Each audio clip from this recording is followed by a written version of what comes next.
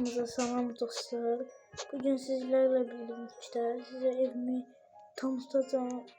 Gene böyle 3 mertebeli evim var. Çok da mertebesi yok. Yine böyle 160 saniyeli şeydi. Neyse, elimdeki buraya kutuları tanıtım. Yani burada Vostum Tumtus var.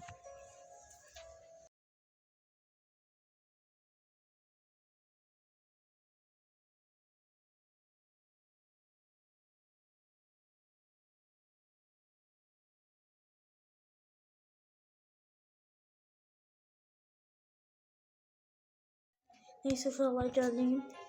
3'ten 9'a yani bir gün gelip onu sonra. Neyse başlayalım. Bir an o mikrosamito var.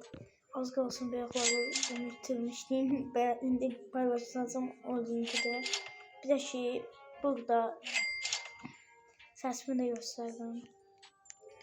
Yani böyle bir sesim var. Bir 8 yıl sayılır sanırım. Daha doğrusu şu an da şey Bizonte Jupiter var. Labakka Saturnus Meta Rainbow Sami Spiderini Lako Karaca Australyavitos yine böyle Krapolimnettardo Bandito Apetito Job Saford böyle neyse kapatıldı. Her ansı saniyede bağlıyorum çünkü bir sikürüklerde ben sevdiğim değil dostumu sevdim. Bir anda böyle kalk var. Neyse bu kadardı dostlar. Zahmet olmasa abone olun, like atmayı unutmayın. Biraz kesenden sonra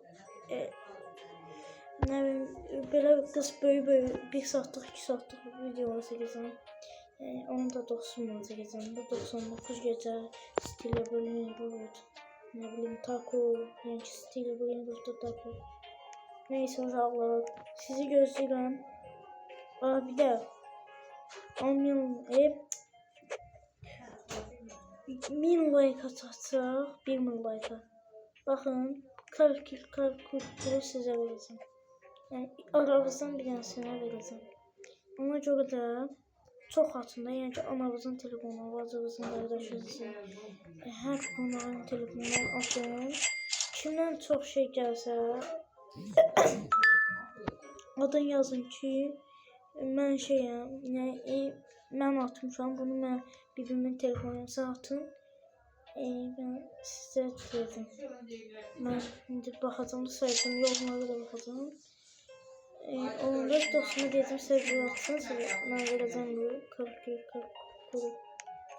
Yaxşılar oldu, sağ olun, öpürəm, özünüzə yaxşı baxın. Sizi çox sevirəm. Bye bye.